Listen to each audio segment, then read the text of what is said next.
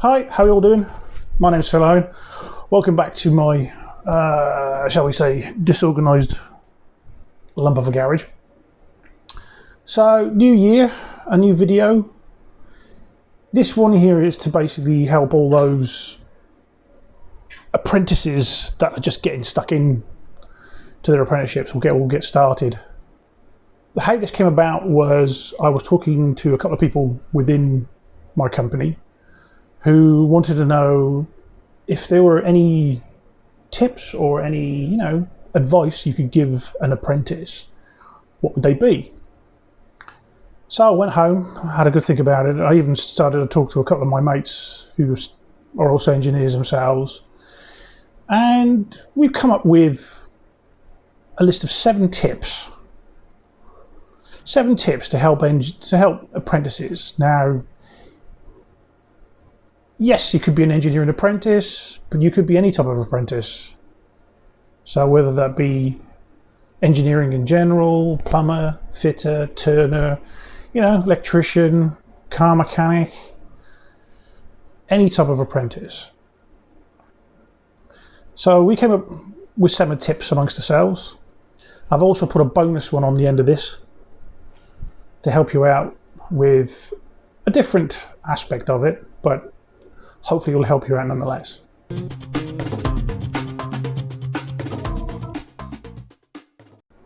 So, tip number 1. Listen. End of the day, you're there to learn.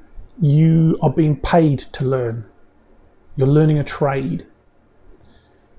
So you need to listen to what the person you're shadowing has to say. What they have to say, what they're showing you. They're trying to pass on those skills.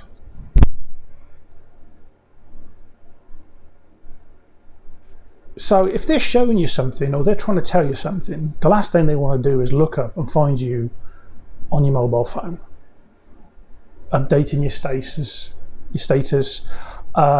sending a WhatsApp to a friend or whatever. If you're not listening, you're not learning. Just remember, you're being paid to do this. You're being paid to learn. I can't stress that enough. You're in a trade apprenticeship of one form or another. So you are being paid to learn.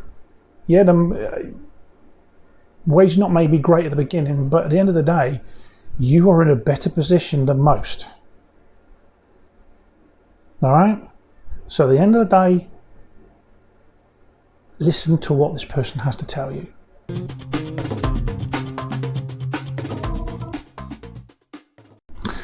Okay, tip number 2. Ask questions. Ask a lot of questions. As you learn, you need to understand what you're doing, the reasons why you're doing it, how to do it. If you don't understand it, ask the question.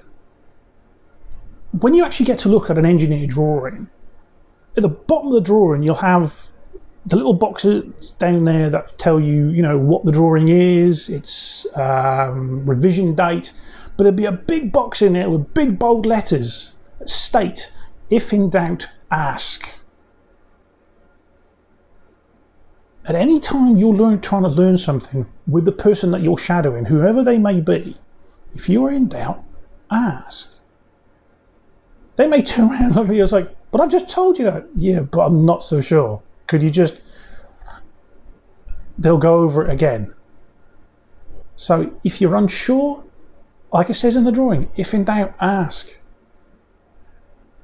But the fact is, the person who you are shadowing will get the sense of, right, he is what this person does, you do want to learn.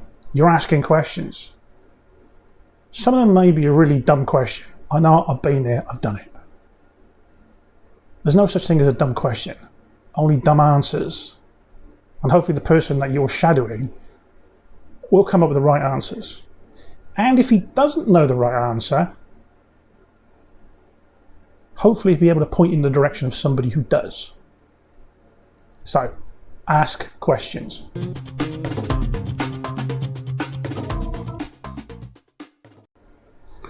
Right. Tip number 3. Now, this is one of the ones my mate came up with, which I thought was actually a very good one. So tip number 3, don't do anything you cannot undo. So you have finally been left to your own devices to get on with the job. Sure enough, you've listened, you've asked questions, and now you're doing it. Then you get to a point where you're like, what do I do now? I'm not so sure. Am I doing the right thing? Stop. Don't go ploughing headlong into it. Don't go ploughing headlong into the job because you're trying to make a point, or you're trying to prove something, or it's a case of, I don't want to let somebody down. I don't want to let the boss down. I don't want to let the person who's shadowing me down. You're going to make a mistake.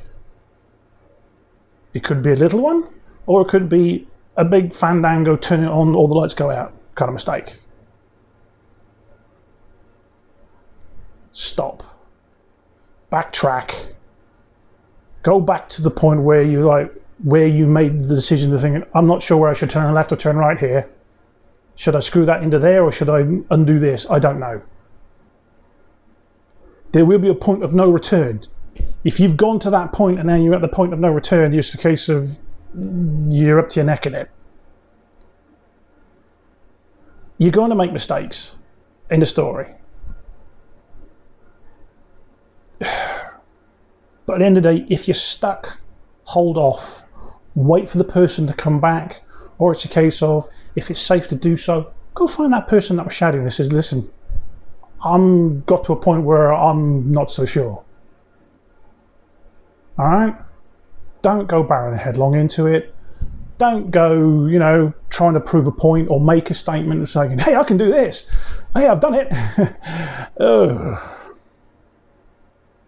Take a step back, take a deep breath, put your tools down, go find the person who you're working with and say, listen, I've come to a point, I'm stuck. Can you come and point me in the right direction? If they're worth their weight in gold, they'll come and do it. They'll come in there, they'll sit on your shoulder and say, right, okay, you're right to this point. Now this is what you do. I hope. If they're really half decent, that's what they'll do. But remember, don't go barreling headlong in. All right?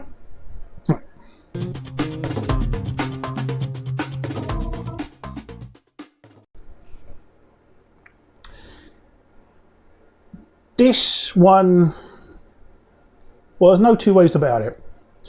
Tip number 4, you are going to get crap. You're going to get it from all sides. Being an apprentice is not easy. You've got a lot to learn. You're straight out of school, or you're straight out of college, whatever. You're going to get crap. You will end up being the butt of other people's jokes. You're going to be sent to the office and basically go in there, you'll see them, one of the senior managers and that, and basically say to them out loud in front of everybody, I was sent up here for a long calibrated wait. You're going to be waiting a lawfully long time. Because they're going to tell you, okay, right, wait there. And he's going to disappear into his office. He's going to carry on the job he was doing. And you're going to stand there like an absolute lemon. You're going to be told to go to the stores and find a can of tartan paint. Somebody might even send you to Halfords and looking for blinker fluid. It's going to happen. You're going to be the butt of those jokes. You've all seen them on YouTube where you got the apprentice builders there lifting his ass. How many times can you lift this bag of plaster above your head and watching? One comes up behind, slits it with a Stanley knife, and he just pulls over their head. It's going to happen. But you're going to get crap in other ways. You're going to get told to sweep the floors. You get told to empty the bins. You'll be cleaning the machines out. You'll be cleaning all the swarf off the lathe, off the mills. You'll be cleaning out the CNC machines. You'll be changing the coolant out of them. You're going to get crap from all sides. Some people say it's a learning experience. It is, because you need to be disciplined. So it's part of it. End of the day, workshops are dirty, noisy places, but you've got to keep them clean. But like I said, you are going to get crap. Playing a practical joke on somebody is one thing, but bullying is a completely different situation. Bullying has no place in any job whatsoever. At the end of the day, your employer has a duty of care to you. Now, the chances are you would have started your apprenticeship at probably 16, maybe 17. So that means there's a whole different set of rules for someone like you. The hours you work, how you work, where you work, and who you work with. But those rules are in place there to protect you. No one should be bullied in their employment. At all. Now, if you feel that these practical jokes have gone beyond a joke, and sometimes it will feel like that, now you can either ask the person who's doing it to knock it off and just say, listen, I've had enough. You know, practical joke is one thing, but I actually think this is going too far now. Now, if they're not willing to listen, and some of them, they won't. They'll think, oh, here we are, we've got a good one here. Go to your supervisor. If you can't get any joy out of them, go to your manager. If you can't get any joy out of them, go to HR. Now, if you get a blank brick wall there, which I'll be very surprised if you do, when you go to your training college, you talk to your training supervisors. You sit them down and you tell them, I've got a real issue with the place I'm working. I believe I am being bullied by a certain person, but my company's not listening. Your college has a duty to turn around to your employer and say, listen, you can't do this. You have to take their case legitimately seriously. This person is under the age of 18. You have a duty of care towards them. A particular duty of care because they are under the age of 18. Don't stand for it. Don't stand for bullying in any shape or form. There is no place for it at work. I should know. I've left jobs. I have left 2 jobs because of bullying. It's not nice. You feel like you're being ostracised. You feel like, what am I doing? What have I done wrong to you? You know, this is not funny anymore. It's not funny anymore. In some cases, it was never funny to begin with. So really, there's no place for it. If you feel like you're being bullied, take it to your supervisor. It shouldn't need to go any higher than that. Your supervisor then, you should not need to go any higher than your own supervisor. They should be able to go around, tear into whoever's doing it, then go straight to HR and basically say, this has got to knock this on the head now. So, like I say, don't stand for it.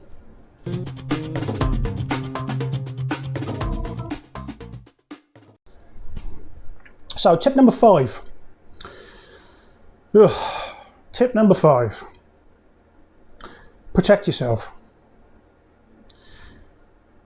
And I'm talking about hands, ears, eyes, back. When you're young,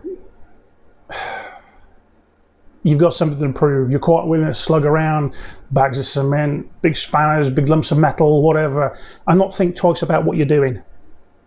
You're operating machinery without the proper hear and eye protection.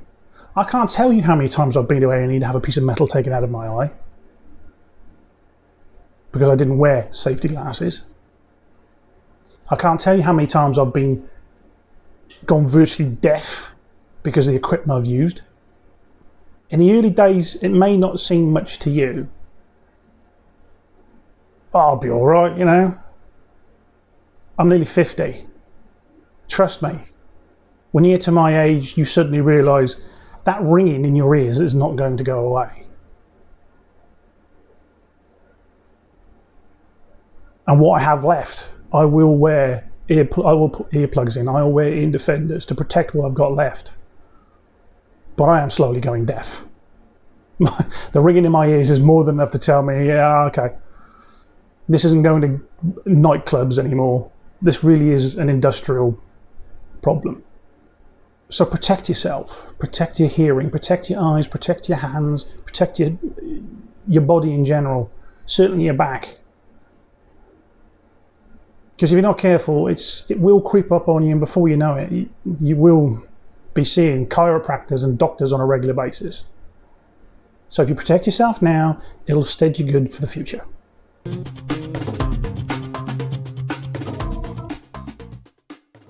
Right, tip number 6, tools. Tools. When you start out as an apprentice, you are going to have nothing. Pretty much. Zip, nada. So you are going to have to rely on the person that you're shadowing for tools, for spanners, for screwdrivers, for hammers, pliers, shifters, whatever. Whatever you borrow, you clean, you put back.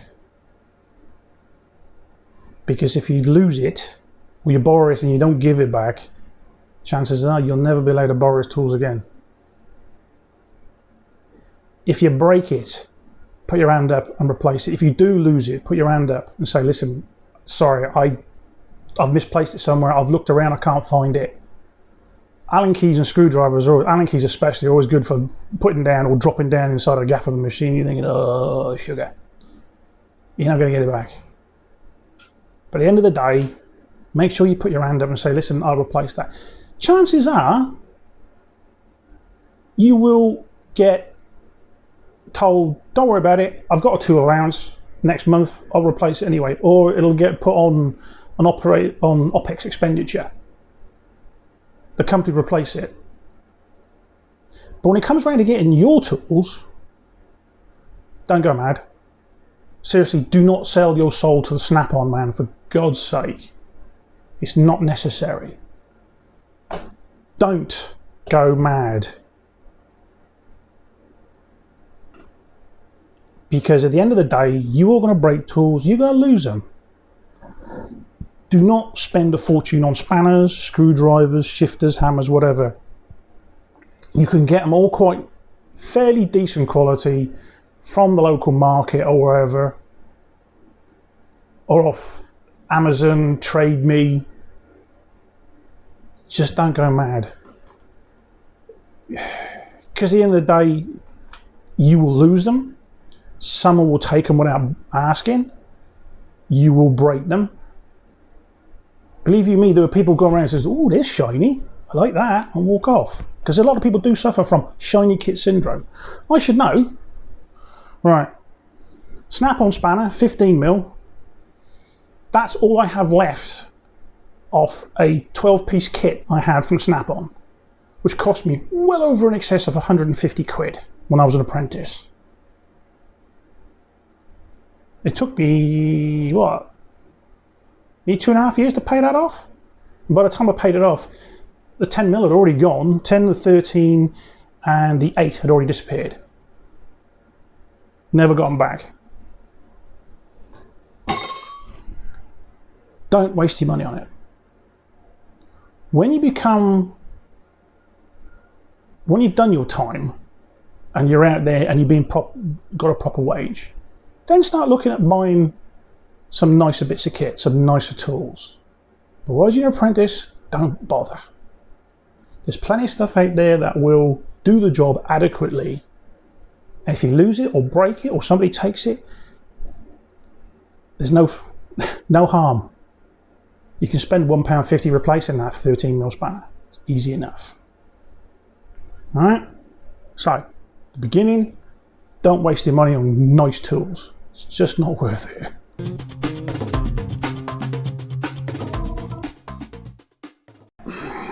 Tip number 7.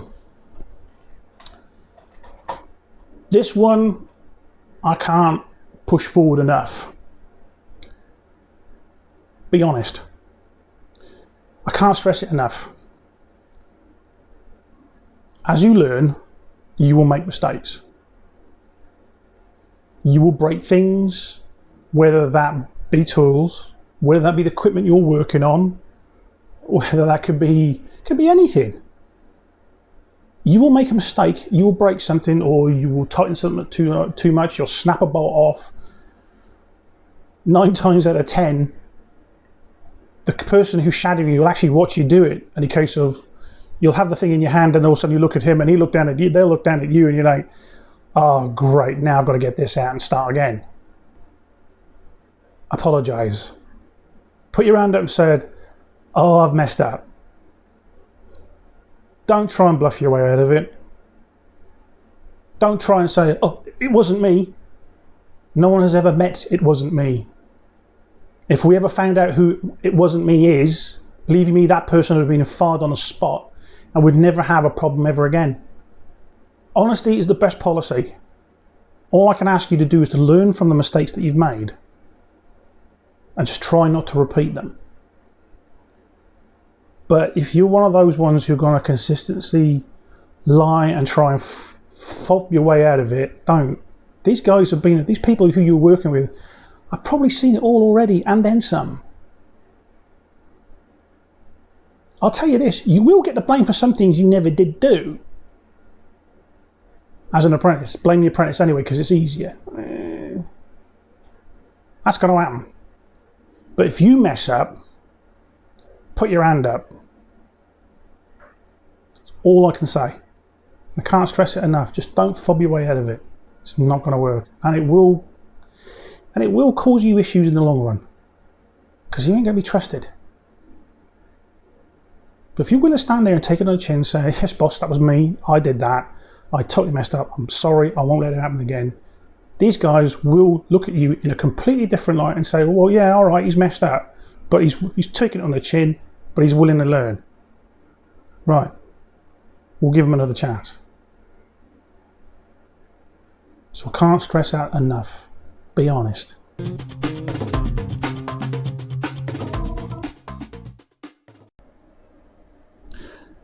So this is bonus tip. So this is tip number 8. And this is to do about income tax. But this is UK income tax, not anywhere else. I will state for the record, I am in no shape or form an expert in it. So if you want to get further advice, check it out. Talk to an independent advisor, whomever. But this is what this part is about.